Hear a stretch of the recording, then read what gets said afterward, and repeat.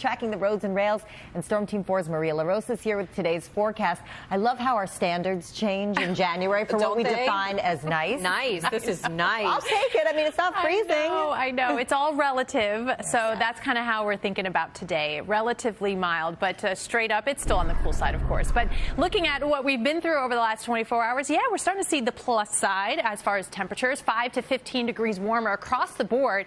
And for many of us, that's enough to get us above freezing. That's the case in Newark. We're at 37 in the city, 39 in Eastport, 33 in Bridgeport. Still the chill, of course, in the 20s from Sussex, Poughkeepsie, and Monticello. For now, just the clouds, seeing some reports here and there of a few flurries. So if you see some fly by, don't worry. Those will be done with for the morning hours, and then we'll see the brighter skies. But yes, feeling warmer, not necessarily warm, 42 degrees. And then by later on this afternoon, that cold air settles in, and you'll feel the difference by dinner time, and certainly by tonight, 10 o'clock temperature, 28 degrees. All right, Emily, how are things looking out there? Still checking LaRosa before we take a break, looking at the weather. And we're looking at mostly cloudy skies over the city right now, and it's cool but not frigid. Temperatures above freezing in many areas, and we'll continue that upward trend near 40 degrees by midday with brighter skies. It's by later this afternoon and tonight, certainly that colder air filters in, so big changes over the next 24 hours. That frigid air holds tight for the rest of the week, and by the weekend,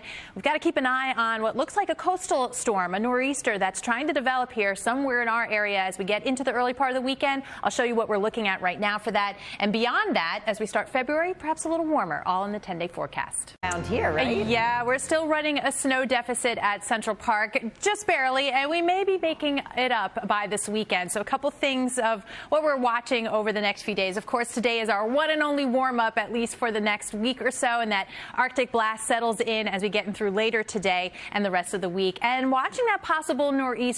So we've got a lot to tackle here over the next couple days. Let's start with today. We're starting off with temperatures above freezing. We're going to end up around 42. Southwest winds about 5 to 10, mostly sunny skies, so a nice little change of pace. And then, yes, today is that 1 mile day. You can see to the north and west is hanging on to that chill a little bit longer. And then tonight, everybody gets in on the chill. It's back down into the teens. The air temperature at times, the gusts tomorrow in that 20, 25 mile per hour range. That's going to feel harsh. It's going to be brutal. We've got 26 for the high, but wind chills stay in the teens and the single digits all day. But we do get a lot of sunshine. That's that high pressure hanging on for now. And then what's ahead is this next cold front. This is Friday, but at the same time this approaches, we're going to see a coastal low develop, the nor'easter. It does look like it's going to impact the northeast New England in some capacity. Someone's going to get hit pretty hard.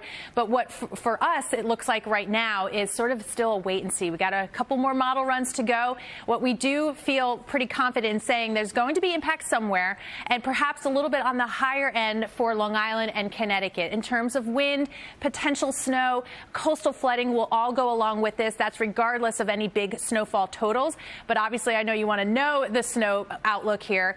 I'll just say that one model has 1.5 feet over Central Park. Another one has 2 inches of snowfall. So we'll continue. So what's everything looking like for people stepping out on this Tuesday? It's not too shocking. It's not that bracing cold we get some mornings. Right. It's not as harsh. Most areas above freezing right now. There may